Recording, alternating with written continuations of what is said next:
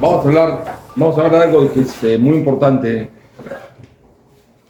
para las personas, para aclarar el tema de la idolatría. ¿Qué es la idolatría y qué tiene que ver con la Haftará de esta semana que leímos ayer? ¿Qué es la idolatría? ¿Cuál es la lucha permanente entre la idolatría y el judaísmo? ¿A través de qué se hace esa lucha? ¿Y por qué de cierta manera estamos muy cerca de que gente que cree que nació creyendo o que son descendientes de gente que durante generaciones creyeron en el cristianismo, de cierta manera están girando por una nueva idolatría? ¿Qué es esa nueva idolatría? Vamos a terminar esta clase hoy, si no me voy a llegar a abarcar todo el tema. No. En el presente, un nuevo cambio que están viendo en esa... Se ve ya los primeros y se ven los síntomas. Okay. La tecnología. No es por no creer en él, sino en creer en otras cosas, que es el retorno de cierta manera, de manera conceptual, del paganismo. Y voy a explicar por qué eso de cierta manera es bueno. Sí, ¿cuál es la parte buena de todo este desastre que se ve? Para entender eso hay que entender ¿qué es la base de la idolatría? La idolatría tiene bastantes bases, ¿ok? Pero las bases más concisas es ¿cómo llegó el ser humano a ser un idólatra? El Rambam, Maimónides, nos explica de que el versículo dice de que en la generación de Enosh, que Enosh era el hijo de Shet, tercer hijo de Adán y Jabá, ahí se empezaron a llamar al nombre de Dios. ¿Qué significa? Dice Maimónides en la Salahot, en las leyes de Avodah Zarah, idolatría, capítulo 1, primera halajá. Dice de que en ese tiempo el hombre llegó a la conclusión de que Dios maneja el mundo a través de la naturaleza. Fuerzas naturales nos dan vida, nos dan calor, nos dan luz, nos dan comida, nos dan las necesidades. Entonces, al tener esas fuerzas naturales, es como que una persona, de cierta manera, debe respetar también esas cosas naturales, porque son como servidores y elementos en la mano divina para manejar el mundo y para manejarme a mí. Son medios por los cuales Dios nos da vida, ¿ok? Entonces, en esa generación, quiero decir, muy simple, está el rey y el rey le dice al ministro de Agricultura que se ocupe de la agricultura y el ministro de Agricultura se ocupa de que la agricultura funcione. Entonces tengo zanahorias para comer y tengo pepinos para comer y tengo naranjas para comer. Es decir, todo lo que tengo es porque el ministro, y el ministro es enviado del rey, que lo mandó a organizar este asunto de la agricultura. Entonces, si viene el ministro, yo lo tengo que respetar. Tengo que decir muchas gracias, señor ministro. Es decir, estoy diciendo gracias al rey, pero a través del ministro.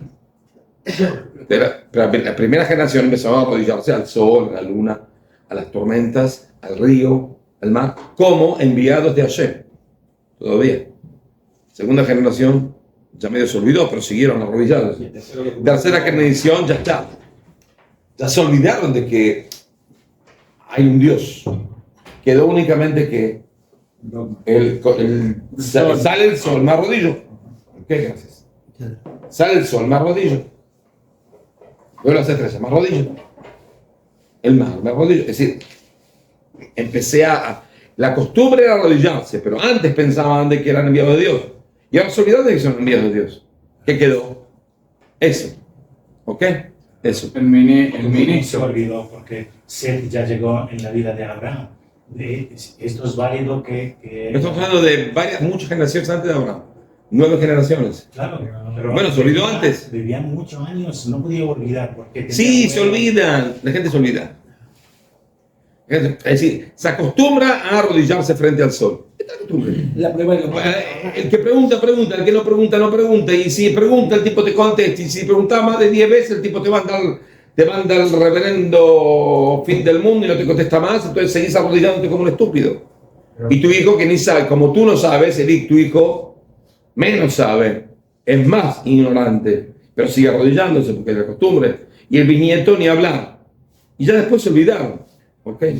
Pero ellos al principio cuando lo hacían sabiendo que Hashem era el que mandaba el sol. También eso es idolatría. Era idolatría. Sí, pero eso es idolatría, por lo menos puedo entender de que creía en Hashem. ¿Ok? Pero es idolatría. Seguro que es idolatría. Pero menos. Seguro que es idolatría. Por supuesto, pero es una idolatría más sutil, menos, ¿cómo se dice? Despreciada, porque tenía una lógica. Había una lógica que estaba atrás de esa idolatría. ¿Ok? Ahora, así explica Rambam. Ahora hay otras explicaciones. Lo que se puede decir específicamente más simple es que el mundo es diverso. ¿Ok? El mundo es diverso. Y el ser humano, todo ser humano, tiene una percepción de la divinidad. Entonces él vio de que Dios está en todo. Entonces al Dios estar en todo, yo puedo revenerar y amar. Pero como sea, la base de idolatría es así. Una de las bases de idolatría es así. En todo hay divinidad. Entonces, si haber en todo hay divinidad, no hay ninguna diferencia entre un vaso de agua y el sol, o la mesa, o el perrito, o yo. Yo también soy divino. Entonces, yo trabajo a la divinidad que está en el vaso de agua, en el sol, en la montaña, en el río. Por supuesto que cuando veo un río grande, wow, ahí hay mucha divinidad, por cantidad. Entonces ahí tengo más respeto y más me acerco y más trabajo a esa idolatría. Y esa es la idolatría. La base de la idolatría es la divinidad que está escondida en toda cosa. Y de eso sí tienen razón, porque hay divinidad. El asunto es que Dios, que es la divinidad, dijo, no trabajen a eso, trabajen a mí, no a la divinidad. ¿Qué? Dios. No dijo, ocúpense de la molécula divina que está en el agua. No, en cada molécula del agua. Yo, ¿ok? Como sea, de cierta manera, se puede decir de que la idolatría, en el momento en que decide de que todo es divino y todo se puede sacrificar a Hashem, no tiene ninguna prohibición de hacer un sacrificio humano. ¿Por qué? Porque si de un sacrificio humano, de un sacrificio de una oveja, en la oveja está la divinidad y en el humano está la divinidad. Entonces, ¿qué problema? Doy la divinidad. Es decir, la diferencia entre un hombre y una oveja es cuantitativa, no cualitativa. Entonces, ¿Vale más la del humano? Vale más porque es más cantidad, pero no más calidad. Es como, no sé. No es más calidad, es otra cantidad, es más. Pero eso cuando yo entrego a mi hijo, estoy como de una gran entrega a Dios. Soy una persona temerosa de Dios hasta tanto que estoy dispuesto a sacrificar a mi hijo. Lo que más ama. Seguro. Y eso es lo importante. Por eso hay una equivocación que mucha gente se equivoca cuantitativa. No. Sí, hay mucha más santidad en un hombre que en un perro, pero es más, no distinta. No. ¿Qué? No es distinta. Es más.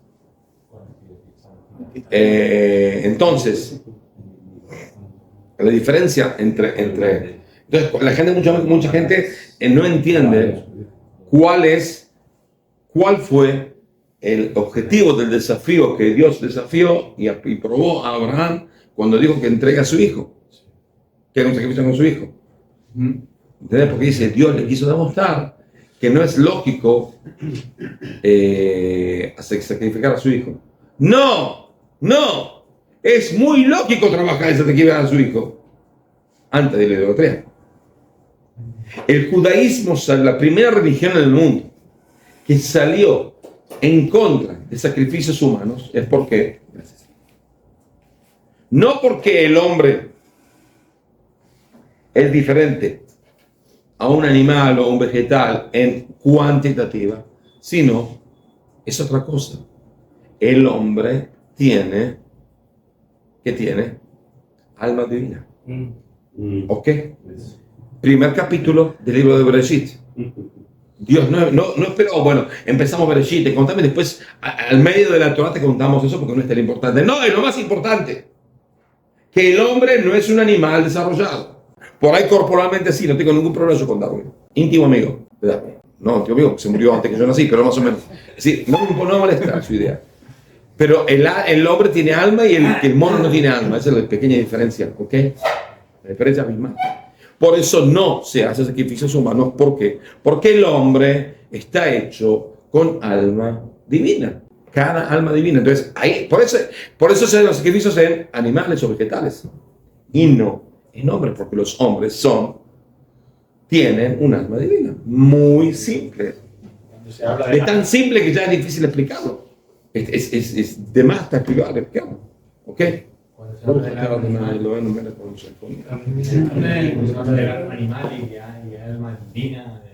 alma animal es una tendencia de amor a sus crías, de demás. Pero son sentimientos, no almas. Le pregunto rapidito, esto de la ciencia. El perro cuando se muere. Que ahora hacen clones. No tiene una mamá. Hacen clones así de sangre, qué sé yo, de todos estos. ¿Qué hacen? Que hacen ahora seres humanos sin relación sexual. No, todavía no hicieron ni una vez. No. Sí, pues ahora hacen que no existe, nunca se hizo. Prácticamente. ¿Se puede hacer? Puede ser. Puede ser. Y el Arizal mismo en el Arizal cabalista, ya nos advirtió de esa posibilidad. Y de que se hiciera eso, pero ¿se tendría alma esa persona? Importa un reverendísimo pepino porque todavía no se hizo. No se hizo. Hay tantas cosas que se hicieron que no sé cómo explicarlas, que implicar decir una cosa que no se hicieron, me complica un poco más. ¿Ok? Vamos a quedar con lo que está. Entonces, como sea, la definición, ahora, el judaísmo, ¿cómo hizo para? Es decir, el mundo ya se empezó a desarrollar para estar en contra de los sacrificios humanos. El pensamiento humano solo, sin el judaísmo. Es decir, cuando Roma fue a conquistar los terrenos de los celtas en Europa, la razón formal era que ellos, los celtas, hacen sacrificios humanos y Roma no prohíbe los sacrificios humanos. Por supuesto que querían recibir el terreno y dinero de impuestos y esclavos y esclavas. Por supuesto. No lo hicieron por la fe romana. ¿No? Ok. No hay que ser tan estúpido. ¿Fue una excusa? No, una excusa. Ellos tenían que sacrificarse a sí mismos porque hacía falta mandar a legiones al fin del mundo. Solo más gente. Otro argentino para reforzarlo. Nuevo. Argentino siempre bienvenido. ¿Hincha de quién? Disculpe. De River Plate. No, Rabino, no me lo haga esto.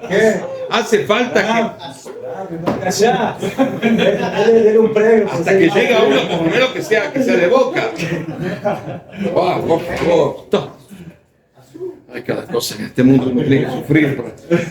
¿Qué es lo que uno hace para enseñar Torah? Soporta un hincha de arriba. ¿Qué pasa? Mesirut Nefesh. Bueno, como sea, entonces volvemos al tema.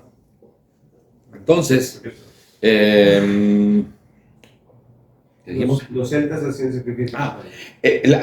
La excusa, no política, la excusa moral de por qué debemos ir, es porque los celtas hacen sacrificios humanos, es una aberración. ¿Ok? Ahora hay que entender. Los celtas, en su idea, si la diferencia entre un hombre y un animal es cuantitativa y no cualitativa, entonces, ¿qué es cuantitativa? Más cantidad, no más calidad. La diferencia entre cualquier persona y un perro, según el judaísmo, es cualitativa. Yo tengo alma humana que es divina, y el perro no tiene alma humana, no tiene alma divina, nada más. Sí, tiene que ver con Dios, porque Dios lo hizo vivir. Pero de acá decir de que es el enviado de Dios, tiene una misión divina, no, tiene que decir wow. Más o menos ahí se termina el asunto. ¿Entendido? ¿Ok? Entonces, como sea, el judaísmo al principio y después a través del cristianismo y del islam, vamos a decir, barrió al mundo en esa idea de que no sean sacrificios humanos porque la diferencia es cualitativa.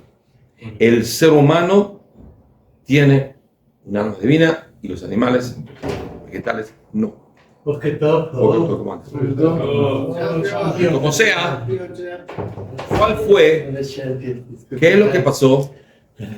¿Qué es lo que dije al principio de la clase? De que últimamente se ve una especie de regresión atrás.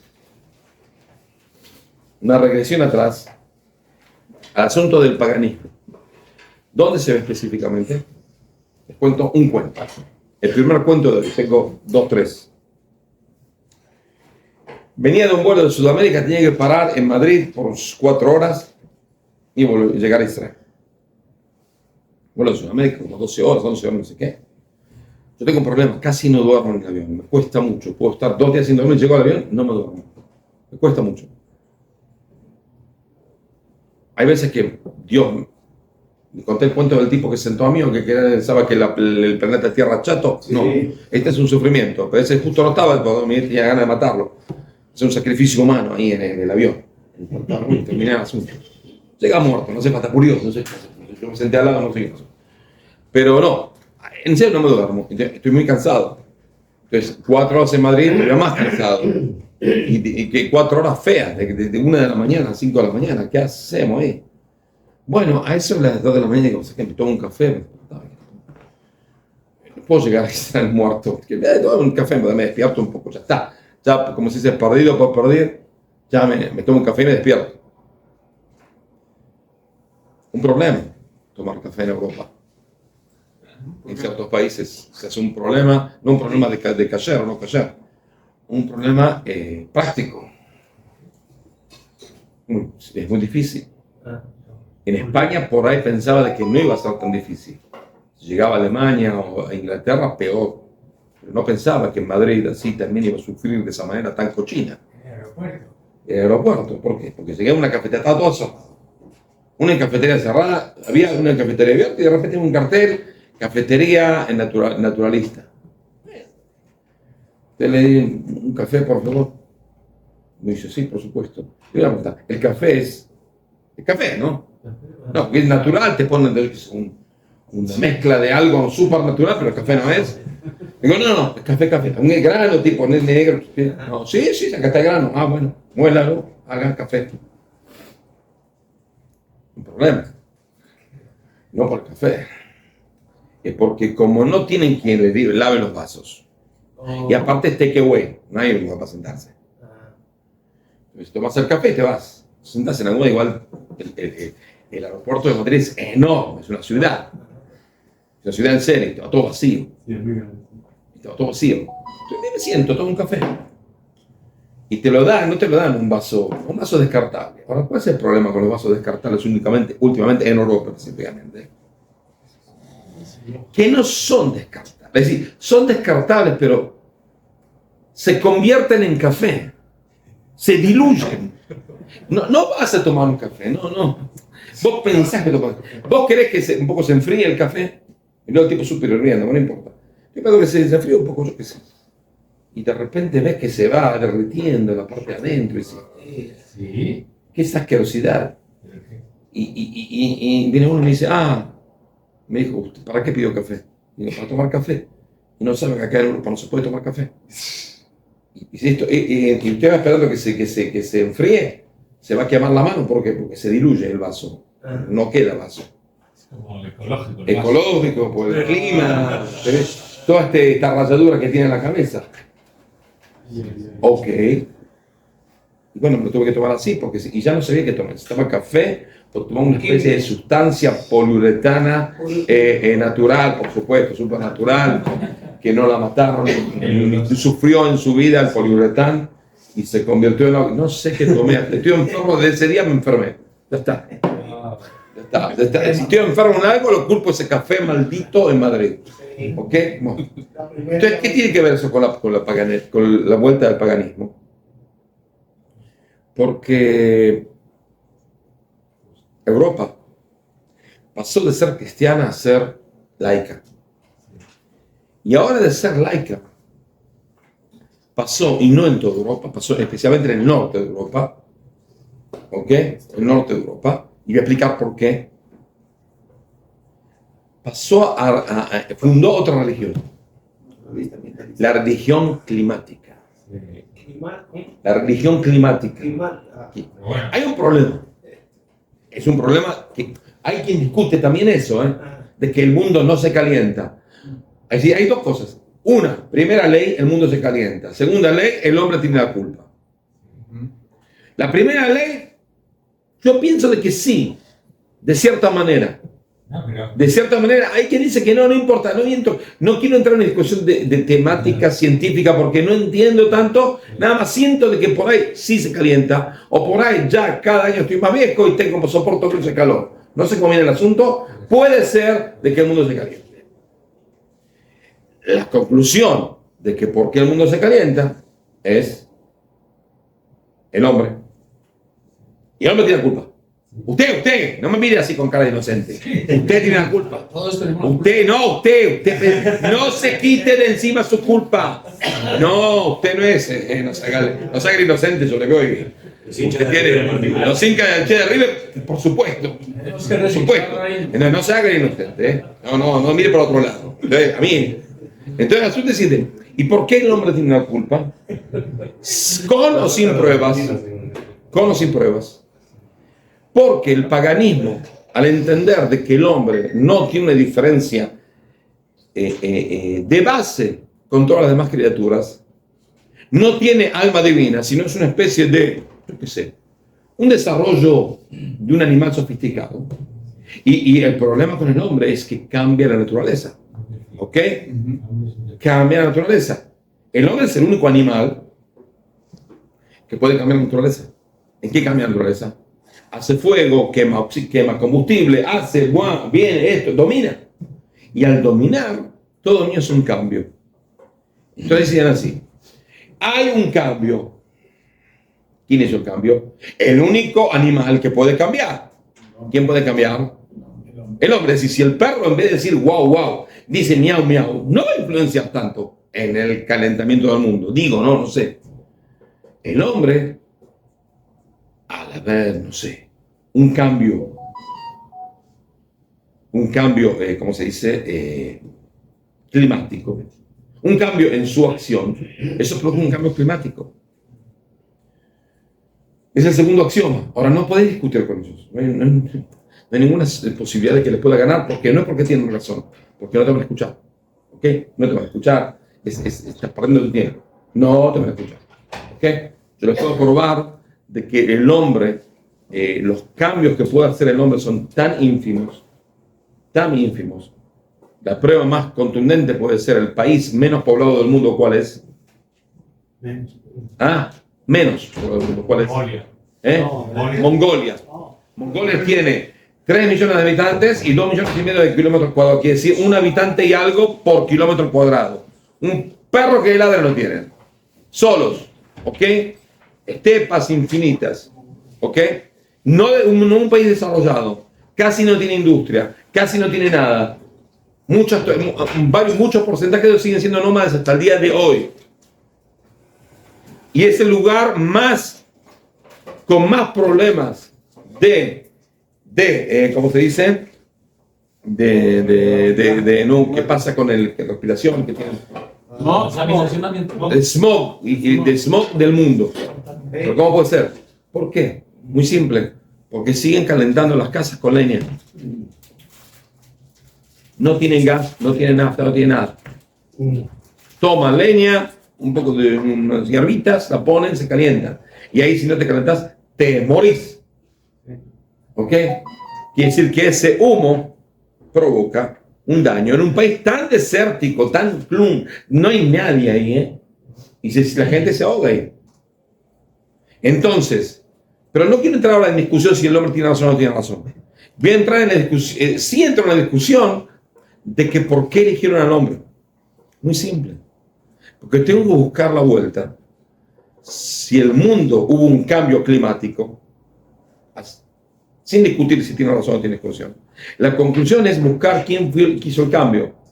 Y el único que hizo el cambio fue el hombre, porque el hombre desarrolló después de 1780 la revolución industrial, la conquista de la energía, el vapor, la máquina de vapor, cuñó y todo lo demás. Ahí el mundo cambió. Entonces, si el mundo cambió y el clima cambió, el hombre que hizo cambiar el mundo hizo cambiar el clima. Muy simple, es una ecuación, ¿no? Digo. Ahora, ese tipo de idea, ¿dónde tuvo, no su cuna, dónde se desarrolló más? En Europa. Especialmente en el norte de Europa. ¿Por qué en el norte de Europa? Víctor Trump. Primero porque están totalmente aburridos, pero aparte que están totalmente aburridos los nórdicos, toda esta gente, es porque la base pagánica del norte de Europa estaba muy arraigada. El cristianismo cuando llegó a Noruega empezó a cristianizar a los vikingos. ¿Qué le hicieron? Nada. ¿No? ¿Qué le cambiaron la vida a los vikingos? ¿Qué dejaron de hacer sacrificios humanos? ¿Qué? Alguna que otra cosa, pero siguieron siendo vikingos, ¿eh? Vikingos con la cruz. Nada más. No cambiaron su idiosincrasia, no cambiaron su forma de ver la vida. Siguieron siendo, de cierta manera, paganos. ¿Ok? Entonces el paganismo se quedó. Y eso quedó en los países nórdicos, en los países celtas que quedaron raíces celtas, en Inglaterra, todos los días de la semana. Sunday, ¿qué es Sunday? El día del sol. Wednesday, ¿qué es? El día de Odín. Odín es un rey nórdico. ¿Ok? Friday, ¿qué es? El día de Freya. Freya es la diosa que se engancha con Odín y demás. Es decir, eso quedó. El cristianismo le dio una especie de como marco, pero nada más, no cambió nada. En la manera intrínseca de pensar de ellos no cambió absolutamente nada. No lo van a decir, ni lo sienten, pero su alma sí lo siente. Por eso cuando terminó el cristianismo, porque hoy en día en los países nórdicos, ¿quién va a la iglesia? Nadie. Entonces dejaron de ser ni siquiera cristianos en el papel. Nada. Son laicos total, no tienen nada que ver, nunca pisaron una iglesia ni van a pisar. Entonces, ¿qué tienen? Volvieron a ser, no, ni siquiera protestantes. No son protestantes. Es decir, son cristianos protestantes, pero no van a la iglesia, no practican. La mayoría no practica nada. Pero en España no practica nadie. No, usted la practica. Está muy arraigada en zonas rurales, son muy cristianos. Sí. No, siguen creyendo, siguen haciendo Navidad, siguen haciendo... Sí. Los italianos también. Sí, seguro. ¿Cómo que no? Seguro que sí. Las iglesias están vacías. Las iglesias están vacías, pero los ritos cristianos siguen existiendo. Y siguen existiendo y siguen arraigados. Ahí no tienen nada. Nunca tuvieron nada. Y menos ahora. Entonces, ¿qué pasa? Llegó, tiene una persona que tiene que buscar una creencia. Entonces le vino la creencia, la religión climática como anillo al dedo. Ahí empezó, ¿me entienden? Entonces, todas las cosas climáticas, su lugar donde más se desarrolló, ¿dónde fueron? En los países del norte de Europa. ¿Ok? Noruega, Suecia, Dinamarca, Holanda, Inglaterra también, de cierta manera. Sí, pero en Irlanda. No, en Irlanda no. ¿Por qué? Porque están en contra de los ingleses. Justo al revés.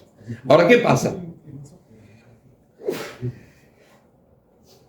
Dijimos de que el judaísmo barrió el mundo una idea totalmente distinta. De que el hombre sí es algo especial. Y seguro que el hombre tiene que cuidar el mundo, porque en el Midrash mismo dice de que Dios puso a Adán y Jabá y le dijo, este es mi mundo, úsenlo, pero no lo arruinen. Y así que hay que cuidar el mundo que Dios dio. Hay que tratar de cuidar las especies que existieron en el mundo. Por general es que especies no se extinguen sin la ayuda humana. Muy estúpida por lo general. ¿Ok? Pero por general las especies en equilibrio de naturaleza que no se extinguen en sí mismas. Un león no come todas las antílopes. ¿Por qué? Porque no hace falta. Y sigue habiendo antílopes. Y así. Y mosquitos y demás. Entonces, ¿qué pasa? Ese nuevo paganismo es, de cierta manera, es algo ya visto de que iba a volver. Porque el mundo aceptó el cristianismo medio a fuerza y medio se convenció de que, bueno, ¿qué me importa? Si sigo siendo la misma porquería, nada más solo me dicen de que tengo un mundo venidero, ¿qué problema? Ningún problema. ¿Ok? Entonces, bueno, ¿cómo una persona vikinga llegaba al mundo venidero, saben? Únicamente tenía una sola opción. No, tenés que Morir en batalla. Si no muere en batalla no llega al mundo venidero. Quiere decir que cuando no había con quién pelearme, ¿qué hago? Ahí Yo tengo la perrísima suerte de que tengo 90 años y no morí todavía. Vamos a saquearlo. No. ¿Qué hago ahora? ¿Con quién me peleo para matar? ¿A quién voy a matar? Si voy con el bastón y voy ahí. Me quiero morir en una guerra. ¿Pero quién te va a llevar a la guerra, infeliz?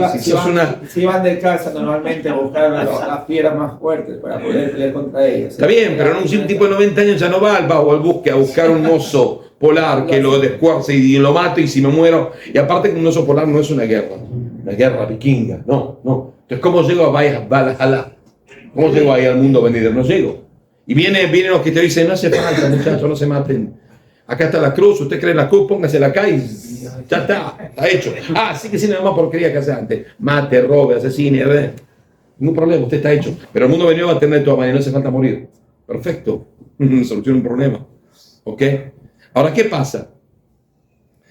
Esa vuelta de la religión climática es de cierta manera una vuelta al paganismo. Hitler lo intentó hacer sin el climático. Es decir, cuando Hitler estuvo basado en filósofos alemanes como Nietzsche y demás, que decían de que, de cierta manera, el hombre es un superhombre.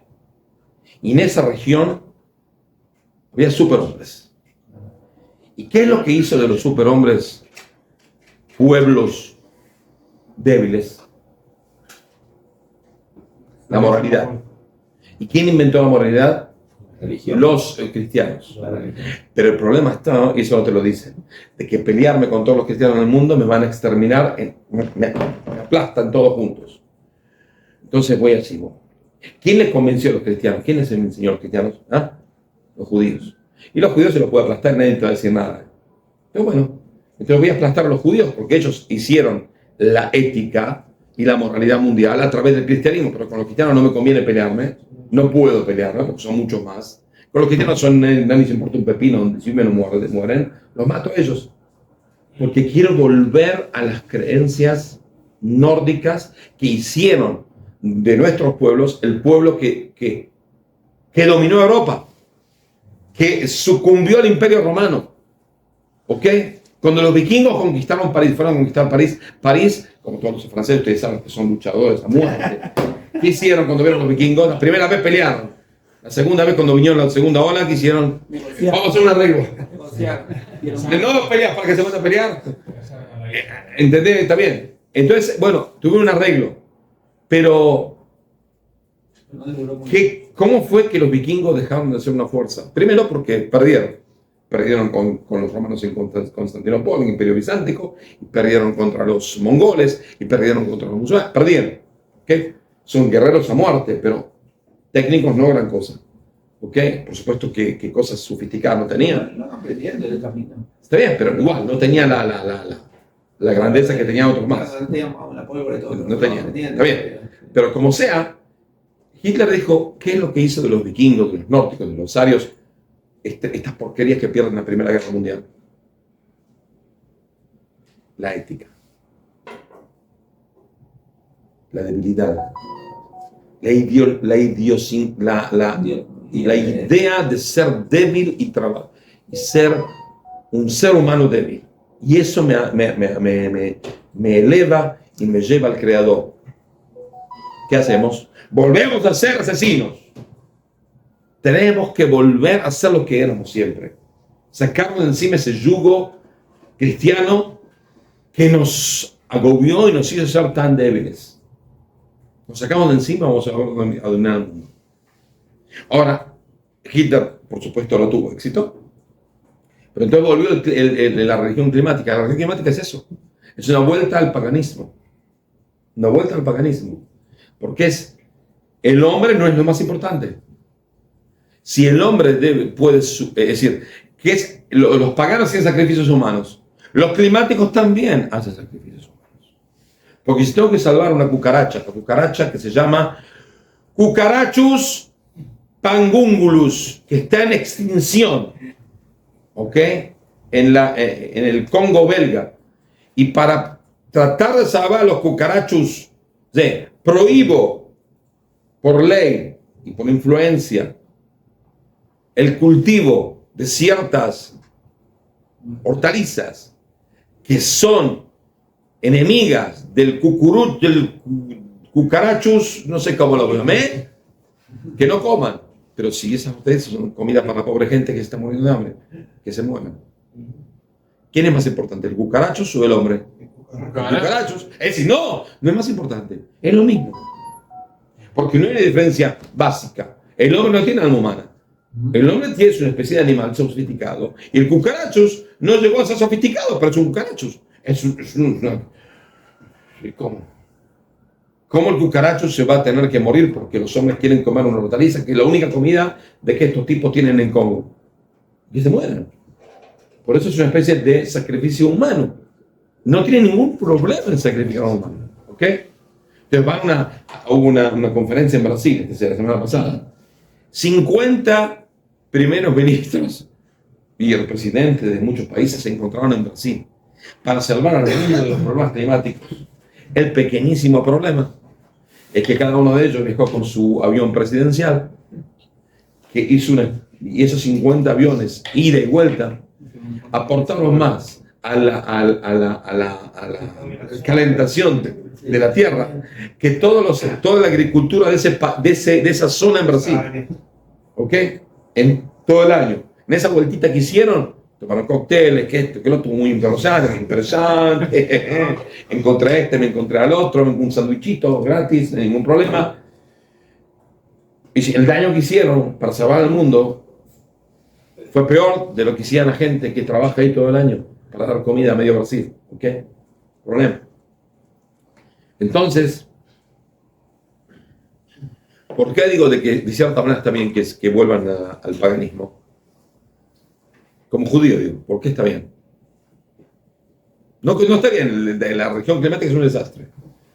Pero ¿por qué está bien de que de cierta manera el hombre necesita como sacarse de encima un diosito chiquito, que es el cristianismo o el islam, y quiere ahora encontrarse con las fuerzas de la naturaleza?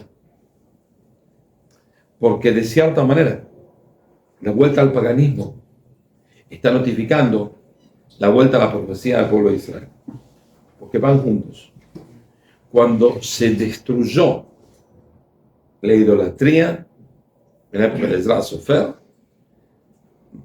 mataron la idolatría, la tendencia idólatra inherente en cualquier persona, entonces la profecía dejó de existir. ¿Ok? Es paralelo. Cuando el paganismo resurge es porque hay señales de que la profecía volvió. Están juntos. ¿Ok? Entonces, de cierta manera hay que entender qué es lo que ganamos de todo este asunto.